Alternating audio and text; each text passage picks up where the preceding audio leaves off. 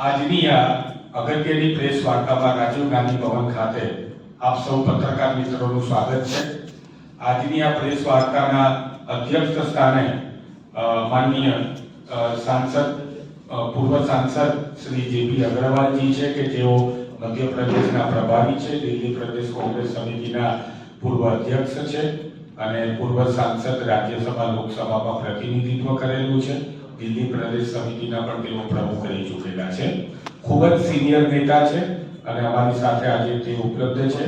સાથે સાથે ભારતીય રાષ્ટ્રીય કોંગ્રેસના પૂર્વ મહાસચિવ અને ગુજરાત મેનિફેસ્ટો કમિટીના ચેરમેન એવા માનનીય દીપકભાઈ બાબરિયા શ્રી અમારી જોડે છે।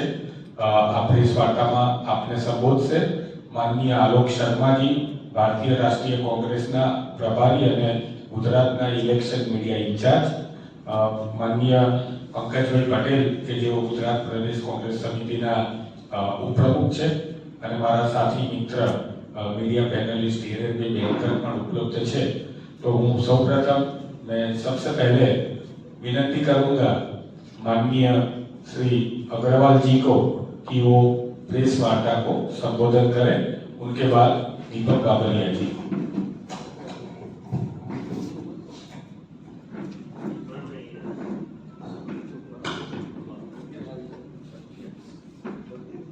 बहुत धन्यवाद आपका।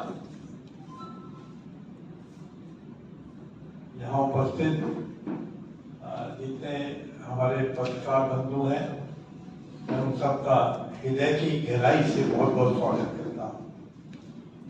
आप हैं तो हम हैं। अगर आप हमें तवज्जो देते हैं तभी हम निखरते हैं। कई बार आपकी बातें हमें शायद अच्छी ना लगती हो, लेकिन वो हमें रास्ता बदलने के लिए मजबूर भी करती है और हमें अच्छा भी लगता है। और ये जीवन का उद्देश्य भी होता है कि वो जो बातचीत का दायरा है हमेशा खुला रहना चाहिए, चाहे वो हमारी आपकी दोस्ती हो या सरकार में बैठे हुए व्यक्ति हो। अगर एक तरफा बात होती है तो वो कोई रास्ता नहीं ढूंढ पाते, कोई नया रास्ता नहीं निकाल पाते। सर, आज मैं दिल्ली से यहाँ इसलिए आया हूँ कि मैं ये आपको बता सकूं कि जो रास्ता इस समय सरकार का है वो सही नहीं है। सरकार लोगों से बनती है और लोगों के लिए बनती है, ये संविधान में भी लिखा है। लोगों से बनती है, लेकिन अगर सरकार बनने के बाद वो दिशा विहीन हो जाती है और जो रास्ता लोगों की भलाई के लिए उनको उठाना चाहिए उसे छोड़कर वो सिर्फ अपने मन की बात करने में लगा दें, जो वो चाहते हैं वो करने में लगाते हैं और लोगों की तरफ ना देखें, तो वो रास्ता गलत चला जाता है और उससे देश को नुकसान होता है। हमारे जो मुख्य मुद्दे होते हैं सरकार के, उसमें सेंट्रल गवर्नमेंट है, उसमें विदेश नीति भी है, आर्थिक नीति भी है, गृह नीति भी है, रोजगार देने की पॉलिसी है, एजुकेशन पॉलिसी है, हेल्थ पॉलिसी है, ऐसी बहुत सारी और धारा बिंदु है जिसके ऊपर हम बात कर सकते हैं। लेकिन मैं दो तीन चीजों का जिक्र करके फिर मैं गुजरात का जिक्र करूंगा, जिन बातों को मैंने देखा यहाँ पे। सर, हमारी आर्थिक नीति की हालत आप देख लें कि आज इस समय $1 के मुकाबले रुपया तकरीबन 80 रुपए के करीब है, जो पहले 50 या 60 रुपए होता था। ये तो रुपए की गिरावट है। और मुझे वो आज तक ध्यान है जो मोदी जी ने कहा कि रुपया गिरता है तो सरकार की साख गिरती है। तो माफ करना, वो लफ्ज जो उन्होंने बोले थे वो सरकार के लफ्ज वो आज तक लोगों के दिल से गए नहीं है। और उसी तरह आप व्यापार की हालत देख लें, आप इंडस्ट्री की हालत देख लें। इंडस्ट्री नहीं लगेगी, व्यापार नहीं बढ़ेगा, प्रोडक्शन नहीं होगी और उसका नतीजा होता है कि बेरोजगारी चारों से फैले। आप किसी जगह किसी प्रदेश की हालत देख लीजिए, चारों तरफ इसी दिशा में हो रहा है कि जब नए कारखाने लगेंगे, नहीं, गवर्नमेंट की तरफ से कोई नया प्रोत्साहन नहीं है कि वो ये देखे कि ये रोजगार छोटे उद्योगों को जब तक बढ़ावा नहीं मिलेगा तब तक वो बच्चे जो नए स्कूल कॉलेज से पढ़कर नौकरी की तलाश में आते हैं, जिसको माँ बाप ये तवक्को करते हैं कि मेरा बच्चा अब पढ़ गया और कुछ 4 पैसे घर में लाएगा, आज वो सब बेरोजगार हो रहे हैं। और वो आंकड़े मेरे पास है, मैं आपको अभी थोड़ी देर में दूंगा कि बेरोजगारी की दर कहाँ चली गई। जो हमारे शिक्षित बेरोजगार हैं वो बेतहाशा इतनी दौड़ लगी हुई है, वो गिनती कहीं की कहीं पहुंच गई। लेकिन माफ करना, सरकार के कानों में जो नहीं देख रही। आप उस आर्थिक जो नीति है उसको आप देश की जीडीपी को बढ़ाने में लगाएंगे, तभी कोई काम होगा, तभी रोजगार मिलेंगे, तभी लोगों के घर में पैसा आएगा। लेकिन माफ करना, इस दिशा में बहुत सफलता उनको नहीं मिली और ना हम उसको किसी भी तरह पूरा कर पाए। प्राइस राइज देख लीजिए, आज किसी भी चीज के दाम, मैं बार बार उन बातों का जिक्र करूँ तो अच्छा नहीं लगता, चाहे वो पेट्रोल की कीमत हो, दालों की कीमत हो, आपके छोटे छोटे खाने की चीजों की कीमत हो, किसी भी चीज की कीमत आप देख लीजिए, कहीं ऐसा नहीं लगता कहीं सरकार है और सरकार के कान में कोई जून भी देख रही है कि हम इसको कोई कदम उठाएं ताकि लोगों को राहत मिल सके। आप गृह नीति देख लीजिए, सेंट्रलाइजेशन ऑफ पावर है कि सेंट्रल गवर्नमेंट के हाथ में, चंद आदमियों के हाथ में वो ताकत रहनी चाहिए। आप ईडी का इस्तेमाल करते हैं, आप सीबीआई का इस्तेमाल करते हैं लोगों को डराने और धमकाने के लिए, आप सरकारें गिराने में उनका इस्तेमाल करते हैं, आप खरीद फरोख्त करके सरकारें गिराने में विश्वास करते हैं। ये कभी नहीं हुआ, ये संघीय ढांचा है और संघीय ढांचा में सेंट्रल गवर्नमेंट और स्टेट गवर्नमेंट के रिश्ते बहुत अच्छे होने चाहिए, जो हमेशा रहे हैं। अलग अलग पार्टियों की सरकारें रही हैं, लेकिन कभी भी इस तरह का दबाव नहीं बनाया गया कि वहां के मुख्यमंत्री प्रधानमंत्री के मंच पे बैठना पसंद ना करें। ऐसे शब्दों का कभी प्रयोग नहीं जो अब हो रहे हैं कि आप किसी की भी पगड़ी उछाल दें, किसी दूसरी पार्टी के नेता के बारे में घटिया से घटिया शब्दों का प्रयोग करें। सर, ये कौन सी राजनीति है? इससे देश को ना तो कोई फायदा होता है और ना दिल को तसल्ली मिलती है, ना किसी की इज्जत बढ़ती है इसके अंदर। तो माफ करना, यही मैं आपको कुछ चीजें बताना चाहता था। विदेश नीति देख लें, स्वास्थ्य नीति देख लें, कहीं आपको नारे तो बहुत मिल जाएंगे, बात कहने को जैसे उन्होंने कहा 2022 तक मैं सबको मकान दे दूंगा। सर, कहाँ है वो मकान? प्रधानमंत्री के अपने कहे हुए शब्द हैं, जिन्होंने कई बार पंचवर्षीय योजना खत्म हो गई, लेकिन ये जो अपनी योजना के द्वारा बार बार बहुत सारी बातें, एम्स के तर्ज पर हम हॉस्पिटल बनाएंगे, कहाँ है वो हॉस्पिटल? किसने देखे? कई जगह तो नींव भी नहीं रखी गई, कई जगह खुलासे हुए कि जमीन ही नहीं है तो बनाएंगे कहां से? तो माफ करना, ये जो झूठे नारे, झूठी बातें हैं, इसके ऊपर आधारित तो रेत का किला ही बनेगा सर, इससे कोई अच्छी मजबूत सरकार नहीं बनेगी। और वही एजुकेशन के बारे में, सरकारी संपत्तियों को बेच रहे हैं। आप एजुकेशन पे देख लीजिए, कोई नई पॉलिसी नहीं आई, कोई नई नीति नहीं आई। दुनिया के दौर में जो एजुकेशन पॉलिसी है उसके मुकाबले कभी हम कहां पे हैं उसका कोई तबसरा नहीं होता, उसके बारे में कोई डिस्कशन नहीं है।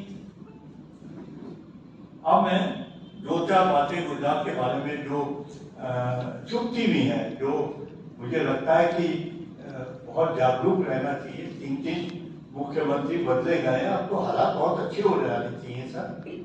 हमने तो एक मुख्यमंत्री में 15 साल दिल्ली में सरकार रही और आज दिल्ली का नक्शा बदला है, तो 3 मुख्यमंत्री बदले तो और बढ़िया बेहतर स्थिति होनी चाहिए थी। लेकिन स्थिति ये है कि पहले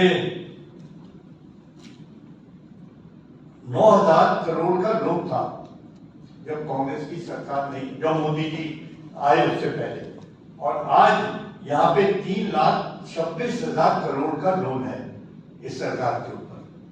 क्या नीति है ये सर? क्या सरकार चल रही? किस तरह आप सरकार चला रहे हैं? और जब आपकी ये स्थिति है तो उसके नीचे जो पैसा जाने वाला है नीचे की इकाई तक, उसमें तो कमी आएगी। वो पैसा कहां से आएगा? ना वो एजुकेशन में लगेगा, ना हेल्थ पे लगेगा, ना रोजगार पे लगेगा, ना कारखानों में लगेगा। सिर्फ नारों में तो लग सकता है, एडवर्टाइजमेंट में लग सकता है, बाकी किसी चीज में मुझे नहीं लगता लगेगा।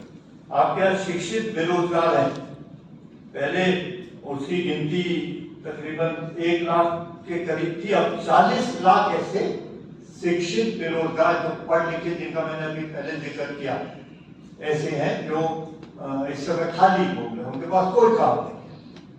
काम नहीं है तो घर में पैसा नहीं आ रहा, वो किस दिशा में जाएंगे ये भगवान जाने, लेकिन ये सही नहीं है सरकार की तरफ से। आप जो भूखमरी थी उसमें जो कंट्रोल रहता था कांग्रेस की सरकारों के समय, वो आज बेतहाशा हम भूखमरी के आंकड़ों को देखें तो हम शायद पाकिस्तान, बांग्लादेश, श्रीलंका इनसे भी नीचे चले गए। भूखमरी होगी जब बेरोजगार होंगे, भूखमरी भी होगी। इसके साथ आप ये देखिए कि तकरीबन जो आपके इंटरव्यू होते हैं, सर्विस इंटरव्यूज होते हैं सर्विसेज के लिए, नौकरी के लिए, उसमें उनके पर्चे लीक हो जाते हैं। ये बहुत बड़ा विषय हमने दिल्ली में भी पढ़ा कि तकरीबन 22 के करीब ऐसे पर्चे लीक हुए जो बार बार हो रहे हैं, या तो जान के लीक कराते हैं, सरकारी उस भर्तियों में उनको भरना चाहते हैं जहाँ पे वो जगह खाली हो। बीजेपी के प्रदेश अध्यक्ष हैं सर, प्रदेश अध्यक्ष एक बहुत बड़ा नाम होता है सर किसी भी प्रदेश का, उसकी बड़ी इज्जत होती है और बहुत छान के समझ के उनको रखा जाता है। यहाँ मुझे पता लगा कि बीजेपी के प्रदेश अध्यक्षों पे 100 से ज्यादा मुकदमे हैं। क्या आप दिखाना चाहते हैं सबको कि सब उसी तरह क्या है? ये तो खुद ही प्रधानमंत्री जी का प्रदेश रहा है, जहाँ के वो मुख्यमंत्री रहे हैं तो शायद पत्ता भी नहीं हिलता होगा बिगड़ उनकी मर्जी के। जब उनकी मर्जी से 3 प्रदेश अध्यक्ष वो चीफ मिनिस्टर बदले गए, तो ये तो कम से कम उनको ध्यान रखना चाहिए था नौजवानों के ऊपर इसका क्या असर पड़ेगा। आप हमारे जो सरकारी स्कूल है, तकरीबन 6000 सरकारी स्कूल बंद हुए। इसका मतलब ये हुआ कि एजुकेशन का प्राइवेटाइजेशन हो रहा है। आप सरकार की जिम्मेदारियों से भागना चाहते हैं, आप बच्चों को प्रोत्साहित नहीं कर रहे कि वो सरकारी स्कूल में आए। सरकारी स्कूल हमेशा के लिए एक ऐसी जगह है जहाँ सबसे गरीब आदमी, सबसे कमजोर आदमी बड़े आराम से एडमिशन करा सकता है। प्राइवेट स्कूल में वो सुविधा नहीं होती। तो इससे क्या होगा? बच्चे स्कूलों में जाएंगे तो बेरोजगार घूमेंगे, बेपढ़े लिखे घूमेंगे, उससे समाज किस दिशा में जाएगा इसका अंदाजा आप लगा सकते हैं। दूसरा, हमारी जो सर्विस क्लास के लोग हैं सर, कोई भी सरकार अगर अच्छी चलती है तो लोग उसकी तरफ आकर्षित होते हैं। आप मान लीजिए डॉक्टर्स हैं, अगर डॉक्टर्स आंदोलन कर रहे हैं इसका मतलब है सरकार की पॉलिसी में कोई कमी है। अगर टीचर्स आंदोलन कर रहे हैं तो इसका मतलब है सरकार की पॉलिसी में कोई कमी है, सरकार उनकी तरफ ध्यान नहीं दे रही। ऐसे तकरीबन 20-25 संस्थान हैं जो बराबर निरंतर एजिटेशन कर रहे हैं सरकार के खिलाफ, लेकिन सरकार के कान पे चूने नहीं उसके बारे में कोई बैठ के बात करने को तैयार नहीं है। और सबसे ताज्जुब की बात तो यह है कि जो ये लोग हैं, बहुत सारी बात जब चुनाव आता है तो घोषणा पत्र में लिख देते हैं कि जितने टेम्परेरी कर्मचारी हम सबको पक्का करेंगे। सर, वो सारे टेम्परेरी कर्मचारी, क्या वो टीचर्स हो या कोई और लेवल पे काम करते हो, सब ऐसे ही है। सरकार ने कोई ऐसा काम नहीं किया, उनकी तरफ कोई कदम नहीं उठाया, ना उनको पक्का करने के लिए उन्होंने कोई कदम उठाया। तो मेरा कहना ये है सर कि हम चुनाव में आए हैं, हम आपके पास आए हैं। मैं ये कहता हूं कि कोई डिबेट कर ले 2014 से पहले की और 2014 के बाद की। प्रधानमंत्री जी क्या बोलते रहे हैं और प्रधानमंत्री जी अब क्या बोल रहे हैं, उन दोनों चीजों में जमीन आसमान का फर्क। आपने जिन बातों का जिक्र चुनाव से पहले किया वोट लेने के लिए, आपने कहा 40 रुपए पेट्रोल चाहिए तो हमें वोट दो, देव आप 40 रुपए में पेट्रोल, एक जगह बताया सब 40 रुपए में कहीं पेट्रोल देता। उन्होंने कहा काला धन लाएंगे साहब, माफ करना कहीं बात हो रही है काले धन की। 2 लाख करोड़ पता नहीं कहां से वो इमेजिनेशन फिगर लेके आए, 15-15 लाख सबको दूंगा, 2 लाख करोड़ है, कहां है? वही प्रधानमंत्री जी है, वही उनकी बातें हैं, वही वीडियो चल रहे हैं। आप क्यों नहीं उसका जवाब देंगे? रुपए के बारे में उन्होंने कहा रुपया गिरता है डॉलर के मुकाबले, इसका मतलब है सरकार की साथ गिर रही है। बांग्लादेश हमसे अच्छा, पाकिस्तान हमसे अच्छा है, श्रीलंका हमसे अच्छा, हम सबसे खराब है। प्रधानमंत्री जी आपके लफ्ज है और आप प्रधानमंत्री हैं, आपके गुजरात से मैं प्रेस कॉन्फ्रेंस एड्रेस कर रहा हूं, ये सारे आपके लफ्ज हैं। हम इतने रोजगार देंगे, वो पता नहीं कौन सी एक नई स्कीम को लेके आए थे कारखाने लगाने की, कहां है वो स्कीम सर? बच्चों को अच्छा भविष्य देंगे, कहां है सर वो भविष्य? और पता लगा कि 21,000 करोड़ की ड्रग पकड़ी गई यहाँ गुजरात के पोर्ट पे, किसी क्या पोर्ट का नाम था उसका,